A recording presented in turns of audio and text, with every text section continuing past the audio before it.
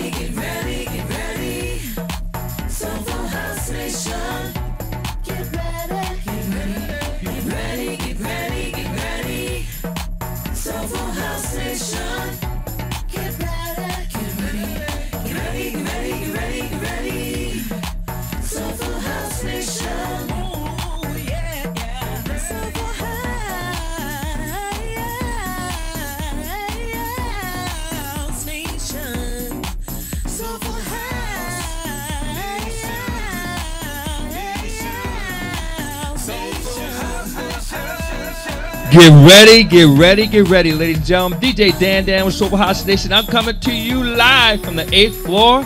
Woo! Wow, ladies and gentlemen, we got another great show lined up for you. Wow. Today our special guest is Mr. Tim Wise, T. Wise, Ubiquity Soul. But look, first we're going to do a quick little overview and a quick little recap. And we're going to play the hottest song according to Track Stores. Then we'll talk about what's coming up, and we're going to play the Sweets Classic, and then we're going to do some interview here with Mr. Wise here. All right, so listen. So last week, as you know, we had our special guest was Merlin Bob. Merlin Bob, go back and check that interview. Shared a lot of information. He's a legend. He's a living legend in the whole field of house music, and also, too, as a record producer, as an A&R guy, as a senior vice president. I mean, you name it, this man's involved, plus is one of the founders at Shelter. So, great interview. Go back and check that out. Now, this week, the #1 song, according to Track Source, is by Music Man. They've been taking songs and doing some remixes on it, some great remixes, I Know, and some other stuff. But this week, it's Kem. It's called Jesus, featuring Kem. So, chat. Play a little bit of that, and as usual, we only play a little snippet because, you know, Facebook is this nasty, nasty little habit of shutting us down and muting us out.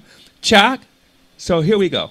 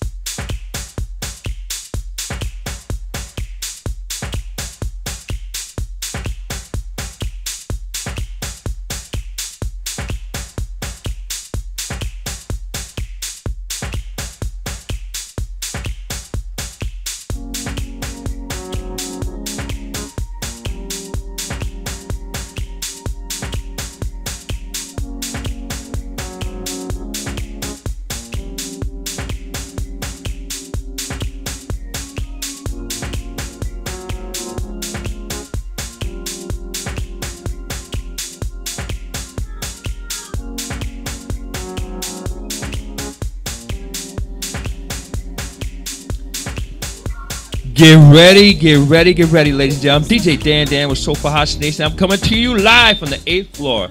Wow. You know, I'm super excited because I have a special guest here today. But I'm going to give you a little update of some stuff that's happening in the community here. Hey, this was a big week for birthdays. How about this? But before I do that, I'm going to tell you, next week we have Mark Gibson. August 22nd, we have Just the DJ. And on August 29th, we have Elias. And on September 12th, from England, the UK, we have one of the people who participates in Talent Tuesday with DJ Spen. That's Candace McKenzie. So we got a lot of stuff happening here. Birthdays. Charles Dixon, Studio 54 on Sirius, formerly WBLS. Wally Young, House of Knowledge. Hakeem Harris, birthday. Charles Mitchell. Charles Mitchell, just so you know, was the original person that started up the Weequahic House Music Festival. Weequahic Park House Music Festival back in the day. Hey, a buddy of mine and a longtime friend, Ann, watch this. This lady is going big time in her comedy. She's a longtime friend, Monique Latiste. Check her out. If you want to laugh, check her out. DJ Mixmax the Mark had a birthday. The dancer, House Sal, had a birthday this week. Then we had Rasul Pettis, birthday. Herman Red Orthy had a birthday out of that Florida area, Tampa area, out of Florida. Then we had Porter House Music, birthday. Roz Anthony, birthday this week. And J. Anthony Kuhn, birthday. Okay. Wow. Okay. Big deal. So a lot of good stuff. Then, new music. Hey, Vanessa L. Wright has a new track called Keep It Real. And the version I'm going to play today is by Taya Wink. It's the Calle Ocho version, the Calle Ocho mix. That means 8th Street. Isn't that interesting? I'm coming to you live from the 8th floor, and this is 8th Street. Okay. Then in addition to that, we have Brother Basil's got a new track called Fly High. So that's good. So that's just some new stuff.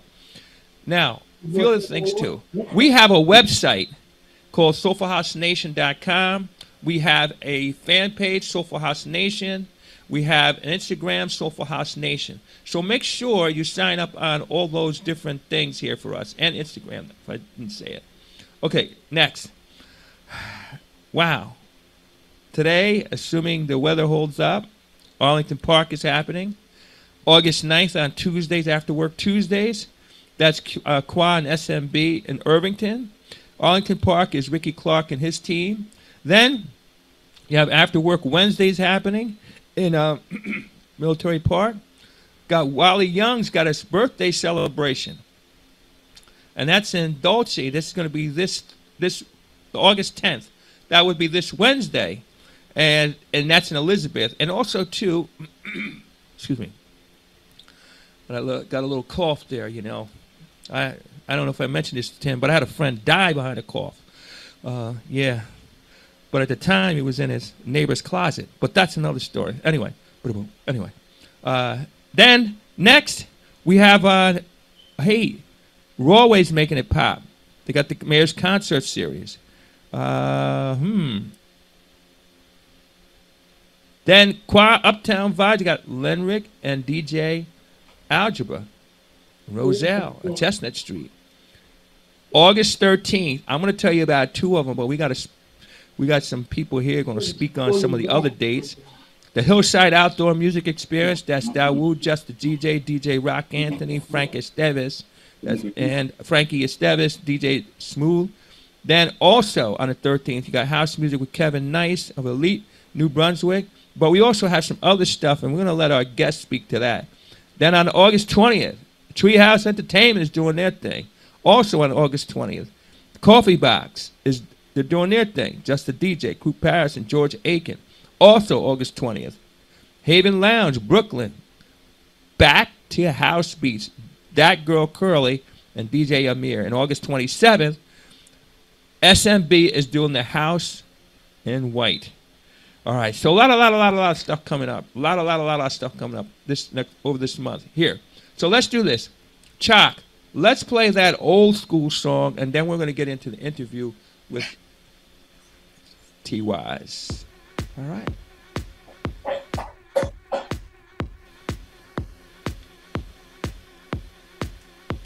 This track is Inner City. It's called Big Fun.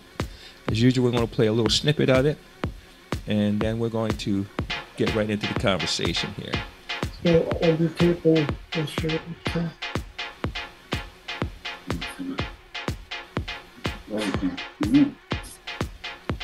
All right.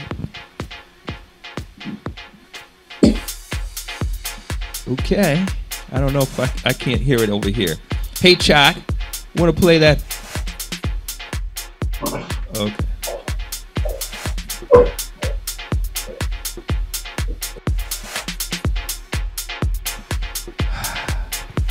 Get ready, ladies and gentlemen. DJ Dan with Soulful House Nation. I'm coming to you live from the 8th floor. Hey, let me give a few shout-outs before we bring in our special guest. Shalene, one of the shy vets out of sunny Florida. I know it's hot here. It must be super hot where you are. Hey, Vernon, what's up? Diane is in the house. Kim Moultrie, what's up? Okay. All right, so we're going to get started a little bit. As usual, we're going to start off with the easy stuff, and then we're going to get into it. So, Tim, can you hear us? Yes, I can. Okay. All right, so, Tim, let's start off with the easy stuff and just tell us a little bit about you for the people who haven't met you yet. All right, well, I think this is our 3rd or 4th interview, Dan, so I'm proud of that. That means I've been around for a while, so that's a good thing. You know, Tim-wise, Ubiquity Soul.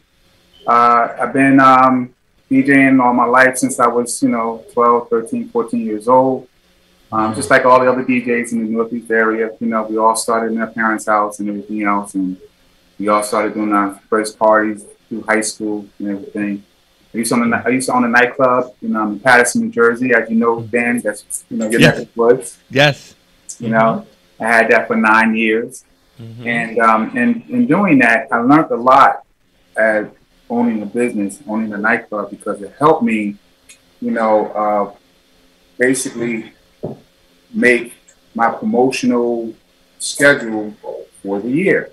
And you're dealing with different promoters, different types of promoters, different types of events and everything else.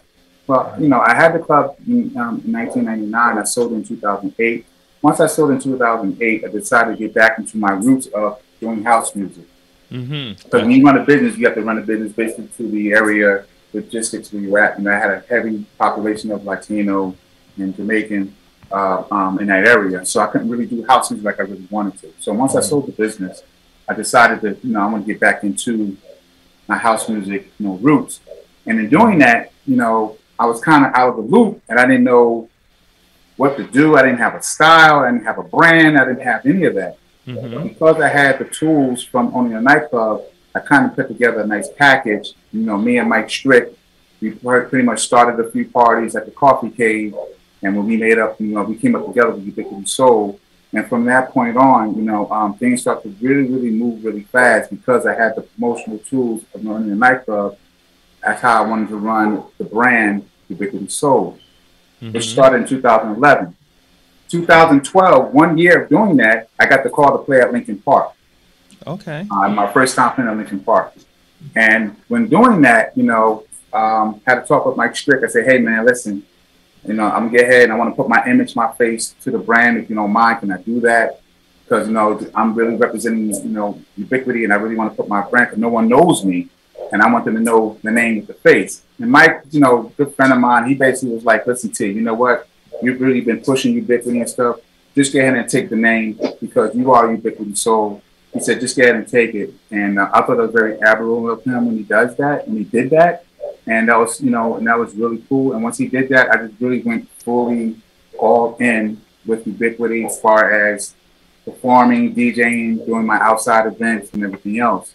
So, just kind of rushing through, skipping through some parts.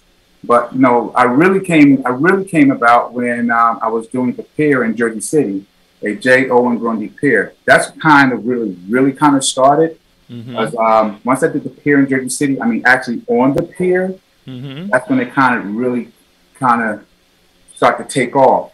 Once the pier pretty much was kind of regulated, I had to move to find another site. And that site pretty much landed me back in Newark at Military Park. Once I got to Military Park, the park was private at that time. It was run by a private company called Military Park Partnership. They pretty much made me the feature event for the first 3 years there before the park went private again. But for those first 3 years, they made me the feature event where it was all about Ubiquity Soul at Military Park, which was great for me because that helped me establish the foundation, the style, the feel, and the vision that I had of doing the outside event. Wow. Wow. I actually remember I was there at the pier when you played. Yes, yes, yes. And I bought one of your CDs. I remember that. I remember that. Yeah, the pier was a beautiful spot, Dan. It was one of the best spots I've ever done, as far as being on the water with the view of the skyline of the city. It was just a very beautiful place. It's unfortunate that, you know, some other incidents happened that kind of limited, you know, participation on the pier. Right. Well, now, how about early influences? What were some of your early influences? My early influence, as far as DJs, you know, as a kid growing up in Dade Street Projects, you know, listen to the radio, man. I mean, the radio pretty much had 3 stations, you know, at that time. You know, you had 92 KTU, you had DLS, and KISS wasn't even 98.7. KISS was 99.1. Right. Yeah. So we basically come on, walk here. So basically, you know, yeah, man, I'm in the shop, man. So we got activity going on, man. So you can see some of that kind of stuff. This is real time stuff, right? Okay. So again, listen to the radio. You know, Chet Pettibone. You know, Rich Hernandez. You had you know, a lot of different DJs at that time when the radio station was really our vehicle to listening to, you know, dance music. And then, you know, of course, you know, Tony Humphries being on the air, you know, Marilyn Bob being on the air. Right. You know, these were the vehicles that we used to basically hear what was hot and what was popping inside these nightclubs at the time when the nightclub was like booming, as far as events inside. You know, you had a lot of different, locations where you can go to a place that had a big dance floor, big sound system, and big light show. And the Northeast was pretty much, you know, flooded with that. And Newark, pretty much, you know, Jersey itself, I mean, there was like anywhere between 8 to 10 automatic. Now, today, it's pretty much non-existent. And there's only a few inside venues that kind of have that big, you know, floor sound and lighting. Right. You know, the outside events has kind of taken over, you know, the nightclub experience. And that was always my concept when doing the outside event, to give you the nightclub experience outside. Because not like back in the day, you know, when we kind of snuck in to some of these clubs when we were young, you know, there's no venues really we can kind of do that. So now with the outside events, you can bring your niece, you can bring your nephew, you can bring your grandkids, you can bring your kids to the outside events and get them exposed to our music, which pretty much has kind of got lost over the last 25, 30 years with the hip hop culture taking over everything. Right. So we've been in limbo for that long, but now that, you know, it's our time again, and because of the outside events, it kind of helped reemerge the house music community.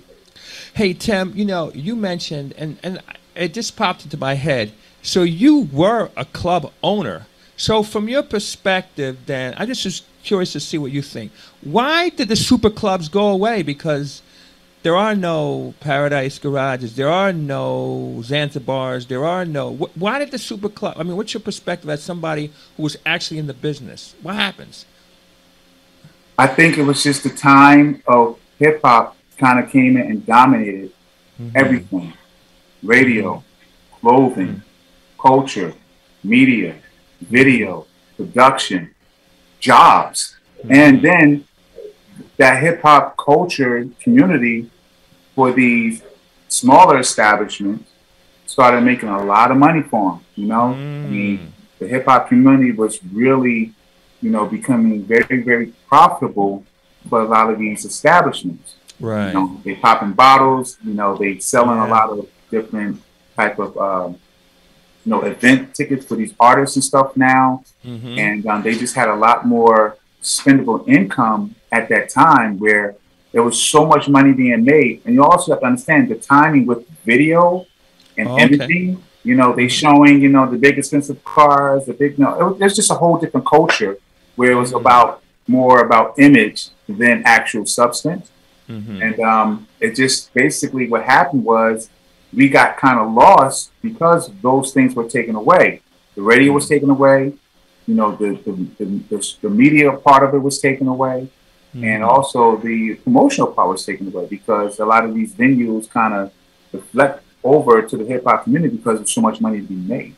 I mean, house music community is not really a rich community. It's not really a strong financial, simple income community. You know, there's money, but there's not like abundance of money. Here, over in Europe, it's flourished. Right. It's flourished because they have a different concept than what we have here. We're apparently getting to that stage. There's some steps that we're starting to take now to get to that level, but we're way behind. But in the meantime, you know, we'll find our way there because our time will be our time. Got you. Hey, you know, one little observation too, and then we'll move on. But you know, unfortunately I couldn't make it out yesterday to the different events, but I noticed that in Jersey, our primary audience is black and brown people. But when I saw Soul Summit, it was majority people. And I thought we're listening basically the same music, but I just noticed that, and I just wondered if you had any thoughts on that. And it's pretty interesting, you know, that it's not this music belongs to this group, this music belongs to that group. It's really not that way. It just depends on where you are. That's what it seems like. What's your thoughts? Right. Well, just bear with me 1 second. Sure. The Soul Summit is a different beat. You have to bear with me 1 second. I'm having a little difficulty with this with the power strip. Hold on. All right. The Soul Summit. There we go. All right. The Soul Summit, apologize for that. I want to make sure that the computer stays on. The Soul Summit Festival is a different beast in itself because it's in the heart and the fabric of New York City. New York City has a totally different vibe, totally different mindset when it comes to our house music. Whereas Jersey, Jersey has its own style and has its own kind of, you know, thinking of what our roots are when it comes to house music compared to New York. It's more about the music. It's not about any particular people. It's about all people. So that's the difference. Whereas, you know, Jersey has this thing where there's a certain type of, you know, you have to play a certain way. You have to play, you know, the 30 for 30, you know, the last 30 tracks for the last 30 years. You know, because we've kind of been stuck in that limbo because once hip hop, like I mentioned, took over, you know, the last thing they heard was the stuff 30 years ago. So they're not really open as much to new music, new experiences like New York. That's always been the normal for them. So that's why a lot of DJs, you know, such as myself and the other cats, we went over to the city trying to make our bones over there because they have more of an open mind and they have more of a acceptance of who you are. If they hear anything about you that, hey, I heard about this cat T.Y.'s Ubiquity Soul, he's playing in Brooklyn, you know, I'm gonna go check him out because I want to hear what's going on. They come to hear your music as a DJ. Okay. Because they're more open to hear new things, new styles, new flavors. You know, they're just that's just who they are on a normal thinking. Whereas other states, other cities like Jersey, you're just kind of stuck. And they just want to hear the same old thing, which is fine. It's okay, but this is why we're behind, and everyone else is moving ahead, especially in other countries. So, you know, as a DJ, that's why I don't consider myself a Jersey DJ. I'm a DJ in Ubiquity Soul. I have a Ubiquity Soul sound, and I try to push that. If you notice, a lot of my flyers and everything else, I don't put faces of, you know, people who's playing on a flyer. I put the brand first. Because I want to sell the brand. I want to sell the music of the brand. Gotcha. You know, I put the faces, I put the guests down, I just put their name down, and pretty much when I get closer to the event, I might put the image of the person. But I always push the brand first because New York pushes the music first. So I try to do the same thing by pushing the brand and the music. But Soul Summit is just a I mean, I think they got 20 years in. Yeah, something like that. They're in Fort Greene, Brooklyn. I mean, right. I mean, you can't get no more. You can't get bigger than a melting pot than that, you know. And they have all walks of life, man. Like you mentioned, Right. they have, you know, they have Chinese people, they have white people, they have Jamaican people, they got, you know, they got gay, straight, multicolored, everything, man. It's all because it's all about the music. Their music community is so much larger, all right? It's so much larger than us that, you know, we just need to really start taking notes on how to be more music oriented and be more open-minded. And I think we're starting to get to that point. I think we're starting to move to that point more. Especially with my event, I try to push and have that. So I think I'm trying to contribute towards that and have a different feel than all the other events and festivals, because I like to make my event more personable. It's about the DJ and the dancer connecting. And that's why I kind of push on it. And I kind of take a page from Soul Summit. I kind of take a page from those New York, you know, events, because they have a more music, you know, mindset, a more music foundation for a connection than anything else. Okay. Now, how did you get into soulful house music or house music, and where is it headed as far as we are concerned in this, well, I'm going to say in this area? What's your thoughts? Well, I got into soulful house music because, you know, for me, I like the feel good side of it. You know, after 30 years of, you know, hip hop and, you know, all the negative tones and statements and everything else. I mean, old school hip hop, I'm kind of cool because it's more on the street level. They tell you what's really going on, but that after a while, it just turned left, man. It's like bling, bling. It's just crazy, man. But soulful house music, it's always been something that I've always done, even with the classics. The classics are soulful. The classics, those artists basically, you know, they wrote music, they read music. Those are different artists back then. So, you know, it was more, that music really came from the heart and the soul of people. So when you kind of transition to more like, you know, to the newer media of music, you know, the soulful side just seemed to be more connecting to people than anything. So that's why I like it. Also, too, you know, I don't want to play anything too much where it's going to offend anybody. Which, you know, house music and soulful house music really does. It's more feel good, more positive, especially when you start bringing the younger generation into it. You know, I think that's what's important. And where it's going, I think right now, I think we're going in a good direction. I think because, especially Jersey itself, I mean, I'm really proud of Jersey because we're doing something that no other state in the country is doing. You know, from May Memorial Day until, you know, to like October 8th, my last event in Branchburg Park, you talk about 18 weeks. Every day, from Monday to Sunday, every day for 18 weeks, there's a house music sound event, music event, and festival.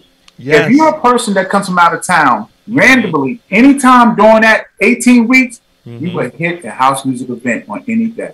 There's no other state in the country that does that. So that's kind of unique in itself. Is it oversaturated?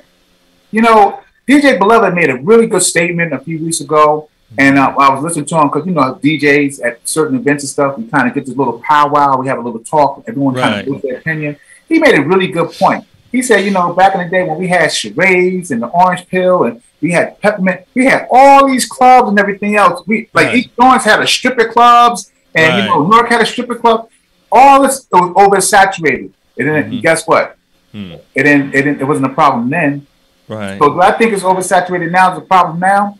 I don't think so. I think what's going to happen, just like the clubs back then, the strong's going to survive, the strong's going to find their niche. All right. And the ones who pretty much come in and out and everything else, they'll just come in and out. That's it. But the ones who pretty much going to be a major statement, a major pillar, a major player, a major mover and shaker, who's here for the longevity, they're going to put the time in, they're going to put the money in, they're going to put the work in to have that longevity. And that's what's going to differentiate, you know, the ones that want to be here for a long time or the ones who want to be here for a few minutes. But back then, we had clubs everywhere. Man. And everywhere. I'm talking like 10, 15 years straight. It was like, you can go to big clubs, small clubs, and it was house music. Got you. House music. So I think we're going in a good direction. As far as everything that's going on every day, I think it's going to help fine tune where we at, where we're going to be, and what we're going to do. And that's what I think is going to happen. I mean, I kind of figured that there was going to be this over a saturated moment. I think that, I'm going to take some responsibility of that as an independent who decided to do his own thing, because I wasn't getting the opportunities like this. Like, I call them the 5 deadly venoms. They had the same 5 DJs doing the same 5 big events every year, and there wasn't really a lot of opportunity, and I basically just took advantage of when I did Lincoln Park, when I did Jersey City. I wanted to have my own platform, and that's what separated me from everyone else, because you waiting and waiting and waiting and waiting, you're gonna be waiting for a long time. I ain't gonna wait, and I ain't have time to wait. So I just need to just get ahead and just create that platform for myself. And I'm glad where I'm at, and there's a lot of big things ahead. So I want to just, I just have to jump in. I was trying to bite my tongue, but my tongue is bleeding from trying to bite my tongue. Listen, just because you have the Super Bowl doesn't mean all the other stations shouldn't run any programming. Correct. The whole idea, I hear some people say there's too many events. No, you have choice. The other thing, too, that happens is that if you're going to be the event that people attend, your game's got to be up. You got to bring higher and higher quality events. Yeah. Hey, you're also right. Everybody does not get a shot. And that's a lot of reasons. Now, here's my thoughts. My thoughts are this. I hear people say, oh, I've been around for 140 years, and my thing is like, look, the people who are putting on these events are spending their time, their energy, their money, and they're making the best judgment they can for who they feel should be on their venues. Now, they have a right to do that. But now at the same time, if you want to play, then there's nothing stopping you in 2022 for you going out and doing something and making something happen. All right? Create your own platform. Your people. I mean, the opportunity is there. I mean, especially for the last couple of years, we've been cooped up, with the pandemic and all the things that's been going on. Right. I think that, that's why you have the oversaturation, because I think a lot of people and a lot of DJs are trying to take advantage of the fact that, hey, everyone's been, cooped up for a couple of years. Let me get ahead and jump out and try to jump on this opportunity now. And this is to be expected. Right. So, again, I mean, if there's an opportunity for you to get in the mix, get in the mix. Right, right. But if it doesn't pan out, okay, that's fine. At least you tried and everything else. There's nothing wrong with that. But at the same time, you thinking that you should get, you don't get the opportunity and sometimes, Dan, you have to go out there and make your own opportunity, or you have to go out there and take your own opportunity. I'm a go-getter. I don't wait for anybody. I take it. And again, wait a minute. Look, hey, they have what they feel works for them, and they are entitled to that. And hey, and let's keep it real. Sometimes they're not feeling you. That can happen too. Yeah. So there's a lot of elements that goes into that. I mean, you might have a concept, a vision, and everything. You might can play as a DJ and stuff, but do people like the way you play? Do they like your style? Do they like the personality of who you are? And I mean, there's a lot of elements that goes into that. I mean, in this day and age with social media and with DJ media, everybody's a DJ now. Everybody's a bedroom DJ. Everybody's doing. Everyone can do it. It's not like before where you have to do everything manually and you had to do everything by ear. There's so much help and there's so much technology. It makes it easy for a lot of people to DJ. So what you going to do to compete to make it and separate yourself from the norm? Yes. And again, there's nothing stopping anybody who feels that they are undervalued, that they're not getting the love, that they should be on the stage, and they're not. Nothing stopping them from doing their own thing. So, what's your market value, Dan? What's the stock that you have that want to make people buy your stock? Hey, you got to answer that question. All right? And also, too, it's also, first of all, and then I find it amazing, a lot of them that want to play, because I've talked to quite a few DJs on this, and I'm not bashing them, but I'm just saying. But they never go to events. They never go and shake hands and kiss babies, so to speak. You don't see them. You don't hear. And and a lot of it too, or some portion of it anyway, is that, hey, wait a minute, who do I like? But then also, I met so and so, and I kind of like what they do. And then, but if you're never out there, they don't get to see you, touch you, feel you, smell you, whatever.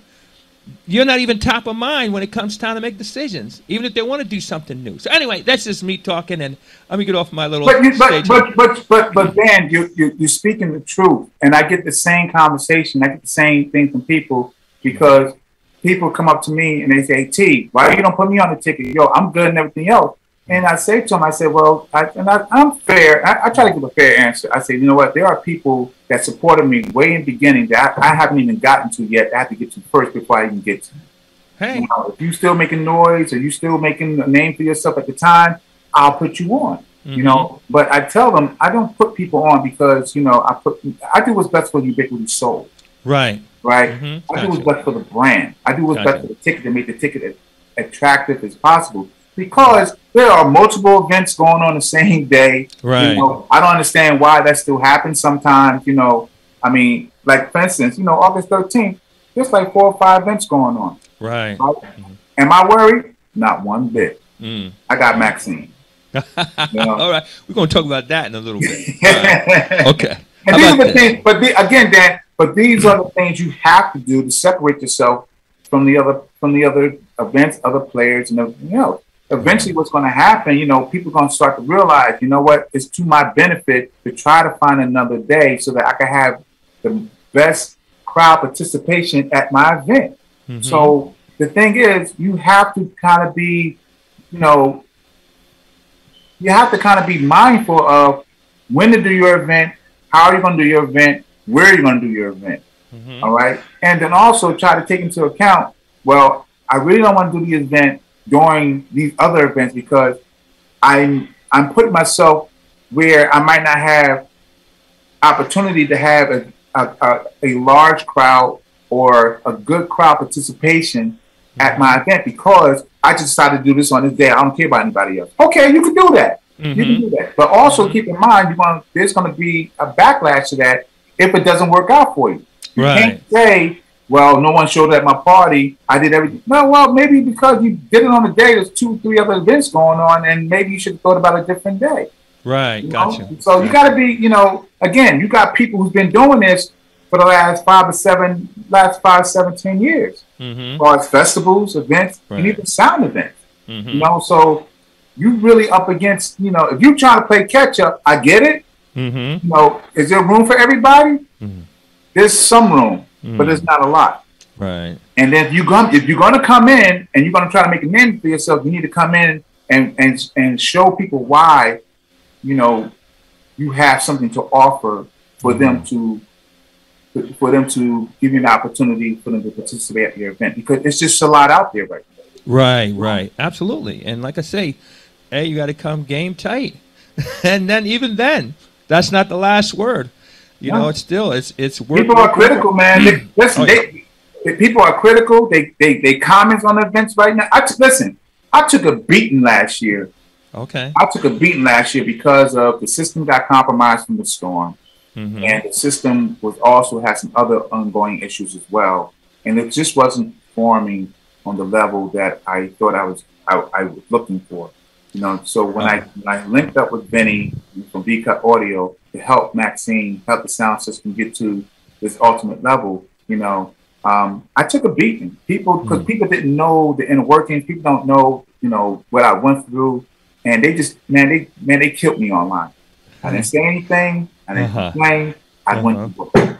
I went to work and I did what I needed to do to get to the point where I'm at right now. So, all right. Man, so people are very critical, man. They can make or break you. Some people care about what people say. Some people don't. I'm kind of in the middle. Okay. I do pay attention to what people say, but I don't let them dictate what I do. Okay. Now, this is going to give us a segue into the sound thing. But first, so listen, most people who put on events bring in a sound company to handle a sound. So why does Tim Wise decide, you know what? I'm not bringing the sound company. I'm doing my own sound. What made you do that? Well, let me tell you, there was a couple of reasons why.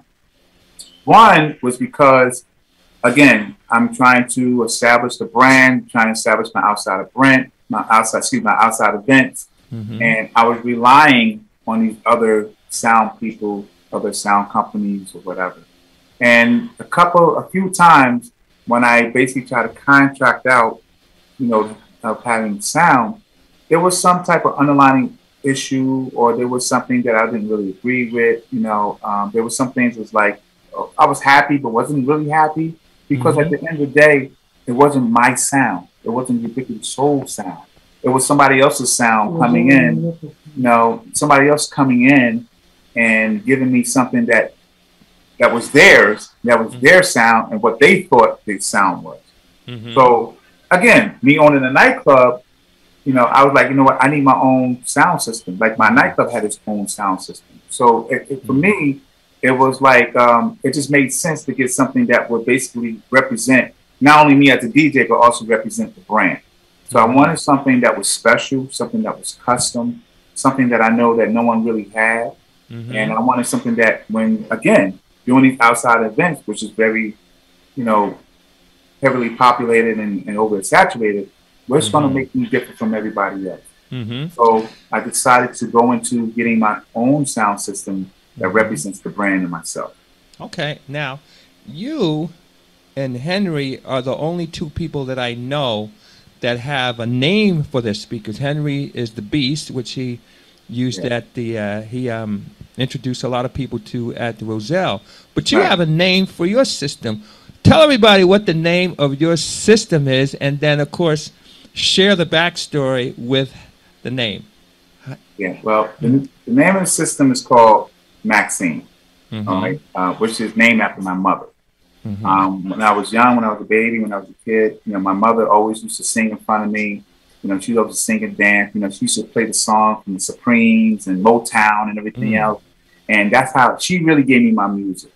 So in honor of her, pretty much, I named the system after her. Also, there was another subliminal that kind of really made me go in that direction. There's a club in South Beach, Miami, where I played. It was called Maxine. It was one of the best systems I ever had. So between that and also my mother, I just thought that, the name was just appropriate. The name, something that was custom and that was, that was pretty much, special to me. And I wanted to honor my mom for giving me that love for music. And I just thought that was just the best thing to go with. And, another story to that is at first, Maxine was black, just like everyone else and everything else. And again, moving forward, getting to upgrade the system and stuff, I just needed to do something to kind of like let people know that this is a new era moving forward with the system, with with Vinny. And I needed to do something to kind of like give it that extra little pop, that little, that interest.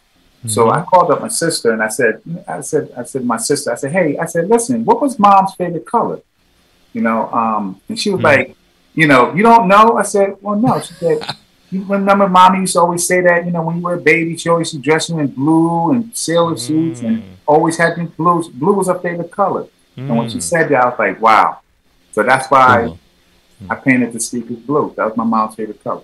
Right. I'm the firstborn. So my mom always dressed me in blue outfits and blue hats and sailor hats and things of that nature. So Maxine was named after her, and I painted them blue because that was her favorite color. Okay, now, there's been an evolution of your sound system, and that's where Vinny comes in terms of your latest iteration of it. Is Vinny there? We could bring him on for a few minutes. Yeah, actually, Vinny is here because I'm actually in East Stroudsburg at his shop. Because he modified these two speakers behind me and stuff, and I thought it was perfect that we did the interview today because I know I was going to come up here today to pick him up, because we get ready for the 13th of August, which is next Saturday. But he's actually here. He's been listening in and everything. And you got some questions for him. Now's the time to ask him. Yeah. So let's bring him on. All right. So Dan, I'm gonna introduce to you the. I'm gonna introduce to you Vinny Practical. Okay. All right, from V-Cut Audio. Let me say this before I bring him on. You know, I learned so much in a year from this man because he's been working on the sound system for a year since last year. Okay. And what he's done with Maxine has been nothing but phenomenal. All right. Okay. And I think I'm gonna have him answer your questions, explain everything, you know, to you. And I'm gonna introduce to you Mr. Vinny Practical from V-Cut Audio. Vinny, how you doing, sir? Good. How are you? Good. Well, listen. As a person who listens to sound but has no real knowledge of how to make sound, this is a great opportunity here for us. Now, and here's something that a lot of people don't recognize or they don't acknowledge. See, they acknowledge the DJ, they acknowledge the music, they acknowledge the dancers, but what they don't typically acknowledge is the sound and the sound system. The only way they acknowledge is if something goes wrong. But they don't acknowledge that the system is rocking, and they don't bring the sound guy in and say, hey, listen, let me tell you something, folks. If it wasn't for me, and you could do this, you guys be singing in the wind. You guys would be.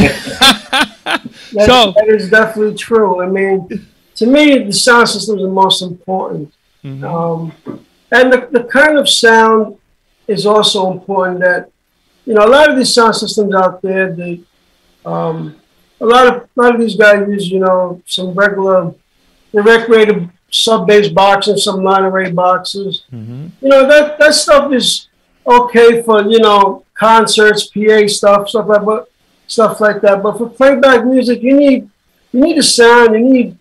You need a box designs that are going to give you energy. It's going to give you flow. It's going to give you, you know, it's going to make the body move. You need to have that sound pressure level hit the body. And it also needs to get to the floor. So a lot of these systems, you know, even some guys that got traditional designs that I custom make and use, they don't know how to get, their sub bass is like okay, but the rest of their system, they don't know how to get it together because they don't understand that it all starts from the foundation. So if you understand what that foundation is doing, what that box is doing, then you can, but 90% of the time they don't understand it because they're not builders like I am. I've been building for over 25 years. And I'm in the core of it, so I know what something's going to do before I even build it.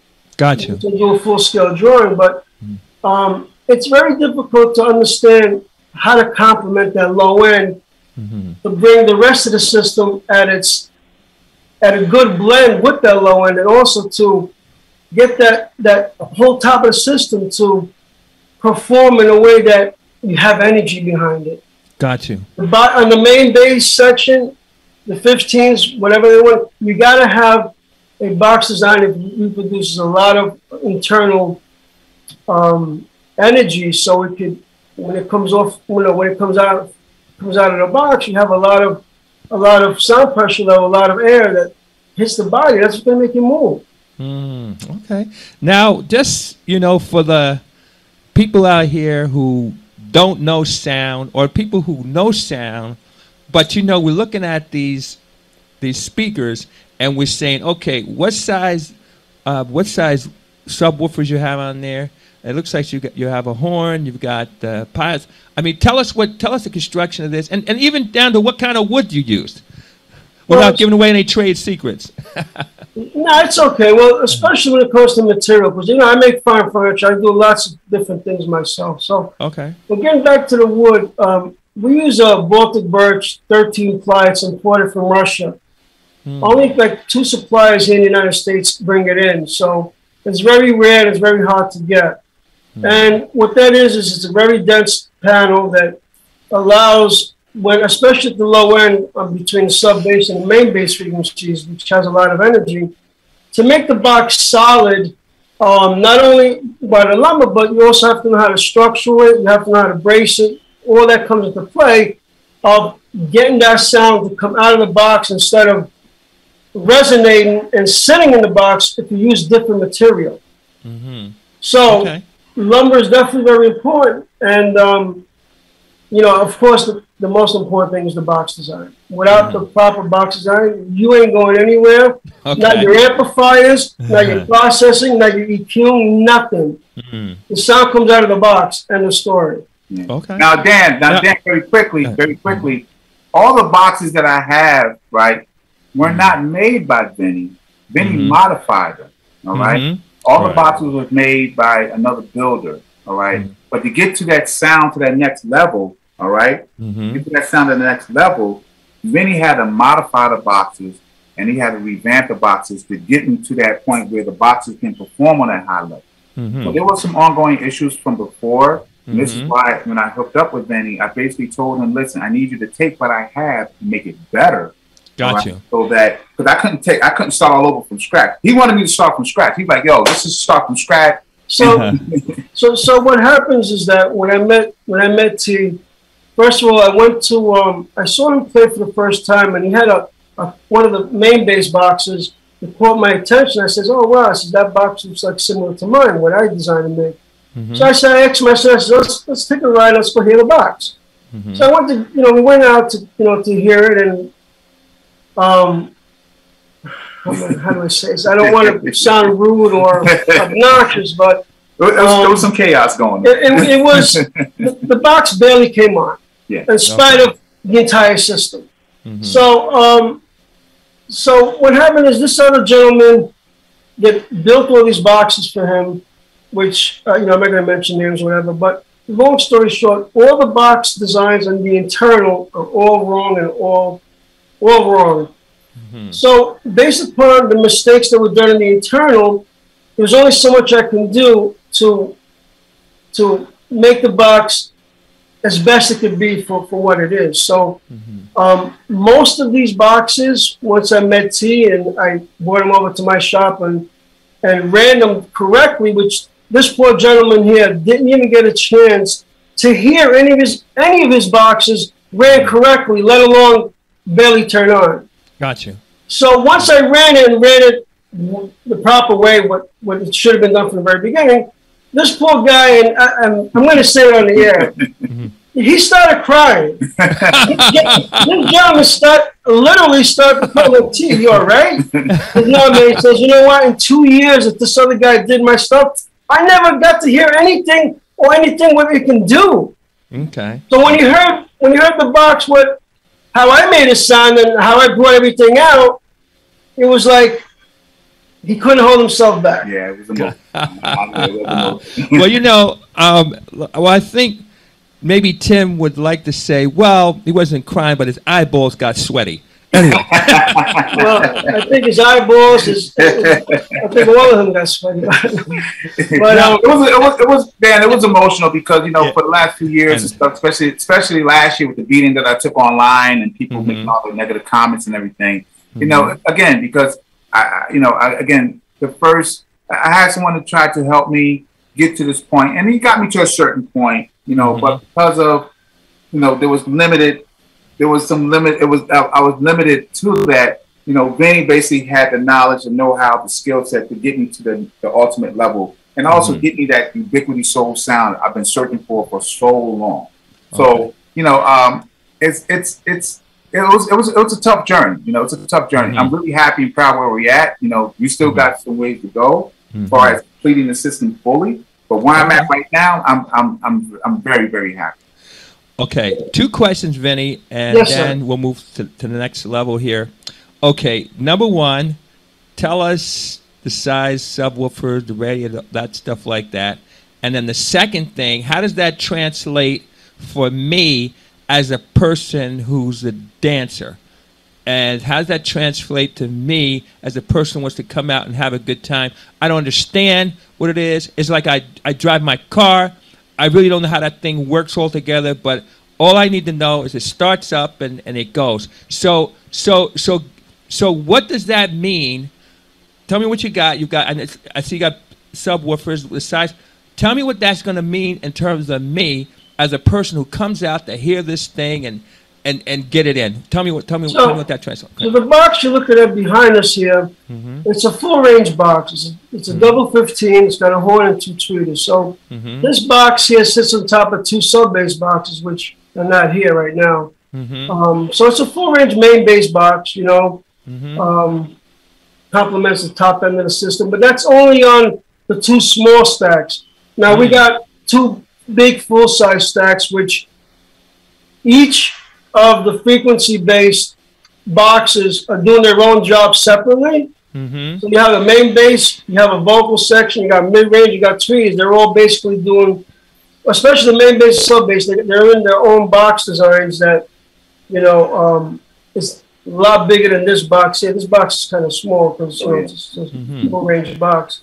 So those other boxes produce at least 4 or 5 times more sound pressure level energy than the boxes you're looking at right there.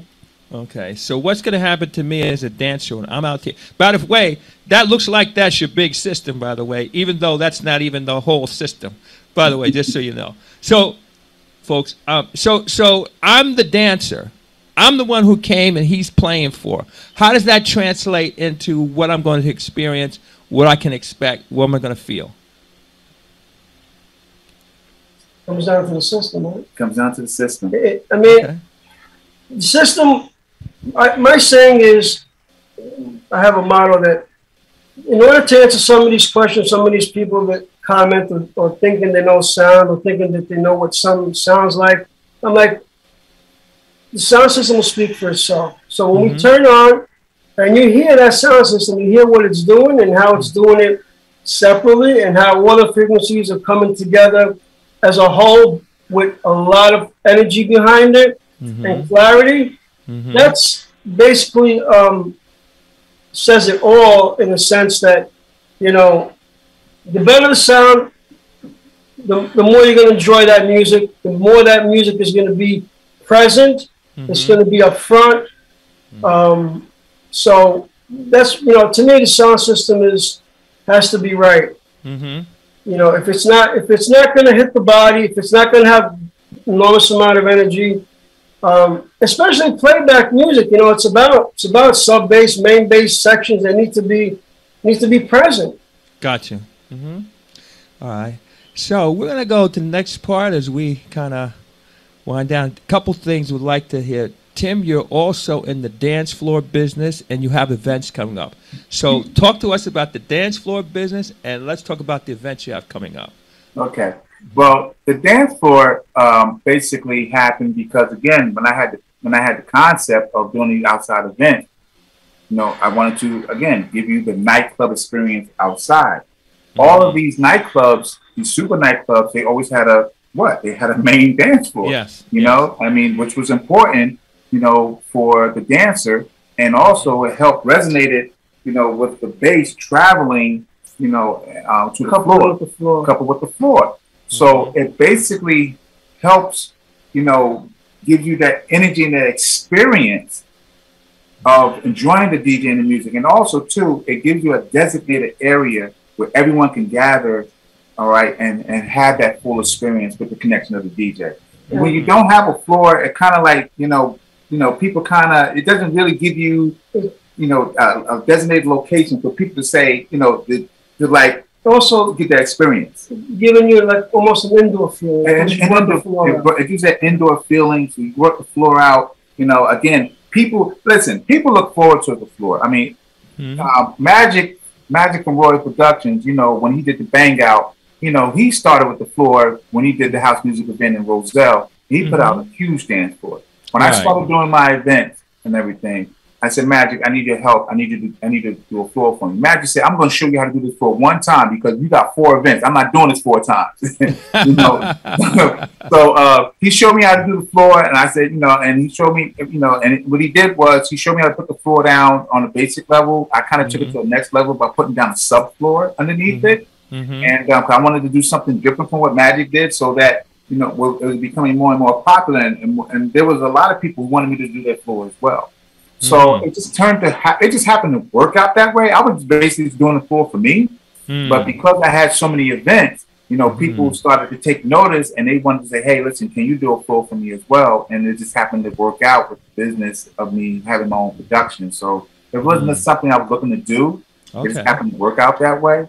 Okay. And, I look at it as a way to kind of contribute to the house music community because, the average age house music community, it's like from 40 to 65. We're starting to get more and more young people as we start to move forward. But right now, a lot of these people pretty much, they really appreciate the floor because they say, hey, man, this saves my knees. My knees not sore the next day. I can go to another event the next day because I was on your floor, the day before. So they really, really appreciate that. And, I think that, again, it just gives you a totally different atmosphere, a different ambiance, a different feel, just dancing out there, with nothing. I just think that if you really want the concept to come to a whole, you have to have the three major elements. You have to have sound, floor, and production to give you the ambiance that you want. And I try to have a different feel at my events that's different from the festivals and sound events. When you come to the Ubiquity Soul event, you're going to get the experience of the outside, of the nightclub experience outside. Okay. Wow. Now we're hitting the wire here. I just want to give a few shout outs to some people that came out to check you out, and then we're going to get to events as we close everything up here. Sure. Hey, Sharonda, what's up? Michelle Beatty, how you doing? Terry Talil is in the house. All right. Terry? Sheila Johnson, what's up? Nick Ware out of the UK. Oh my goodness. Tanya Bay, what's up? Thanks for joining us. Joy, how you doing? Lionel Leach is in the house. Oh, what's up, Lionel? Tanya says Maxine is the truth. Hey, okay. Look at this. Robert Jacobs, what's up? DJ Wakil Ali is in the house. Wakil, what's up? DJ Dell is out of Baltimore is here. Holly Rock, what's up? Oh my goodness! Look at all these great people. Guy Flash, what's up? Guy Flash has been. By the way, a couple of weeks back, yeah, he did an interview with us, maybe 2 or 3 weeks back, something like that. Go back and check that out. He's making it happen over Dolce, okay, and Elizabeth. Oh my goodness! Here's some of the people. Look at this. Okay, Darren Dickerson, what's up? Shawanda, how you doing? Harold, what's up? Oh my goodness. Terrence King T Finesse is on the line here. He's the one who put our theme song together, and actually, a lot of people don't know this, but he's the first one to work with Anaya Weathers. He's the one who I'm going to say discovered her. All right, Kamir, what's up?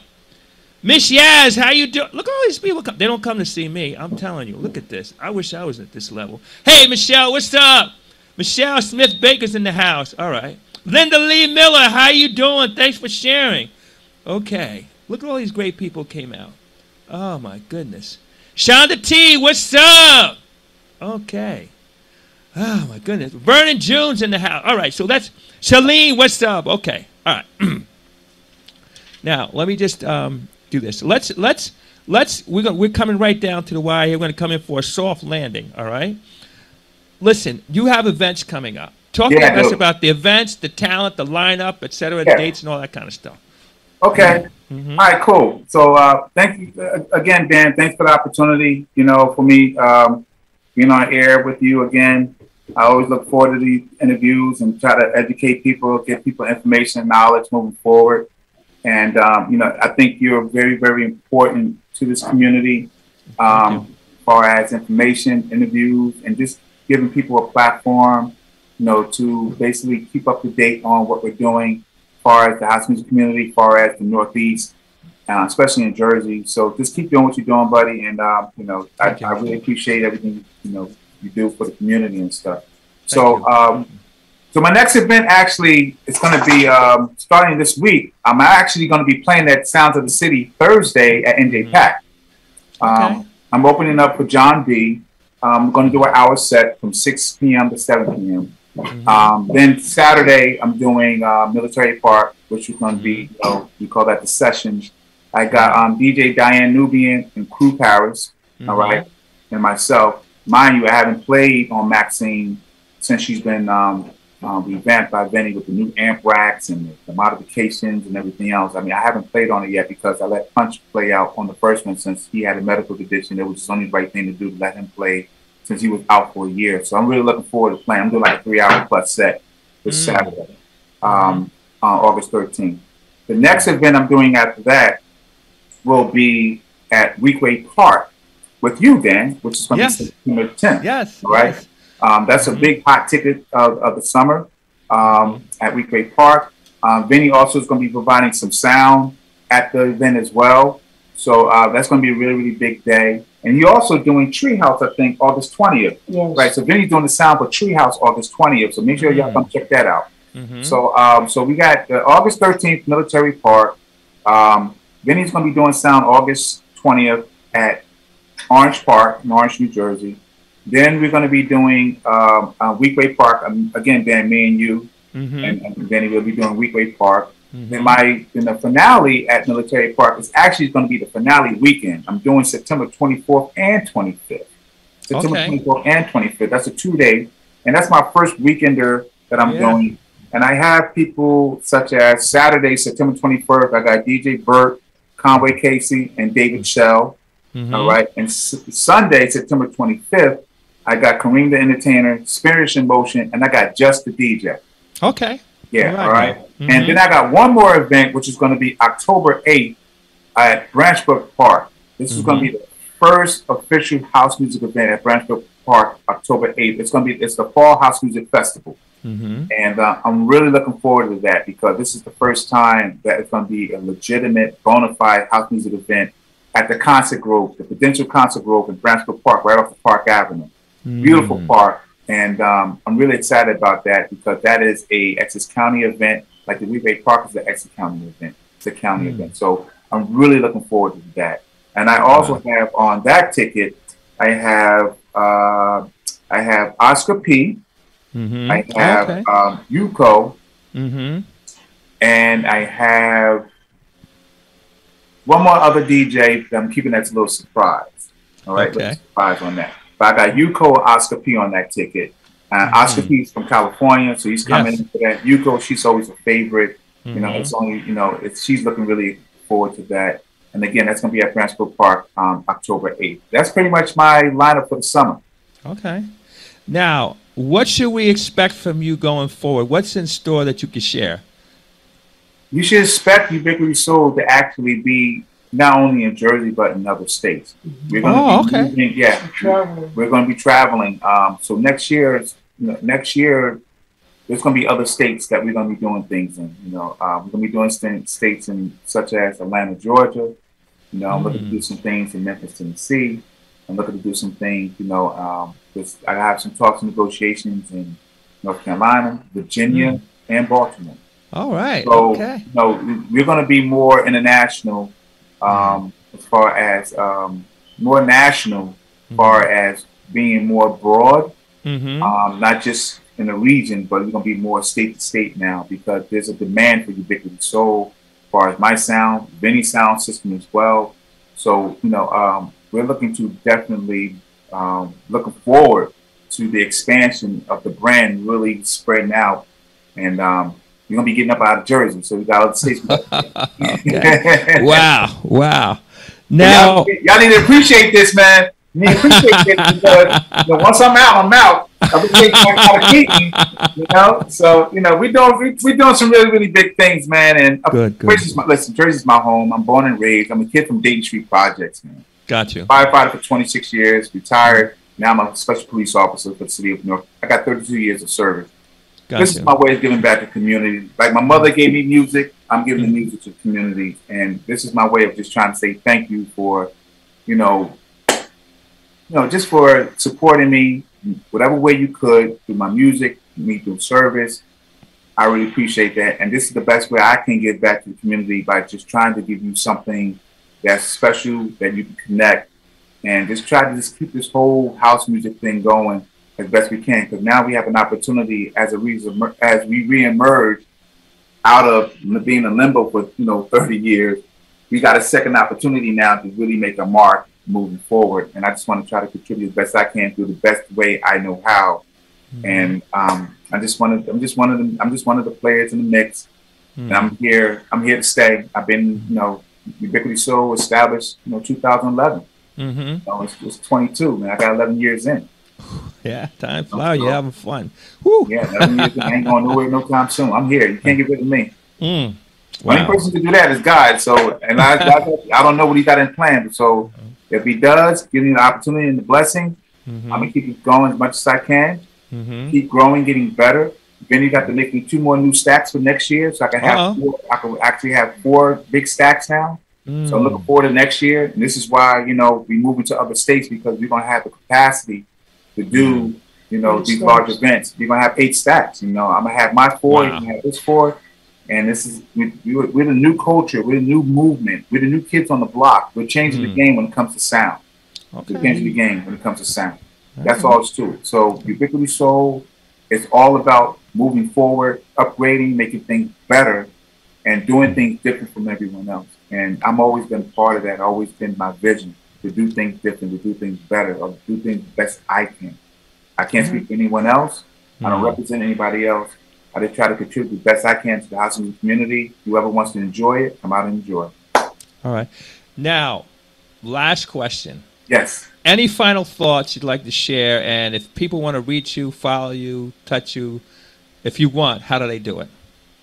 All the social media outlets, man. Facebook, Instagram. Go to my website, ubiquitysoul.com.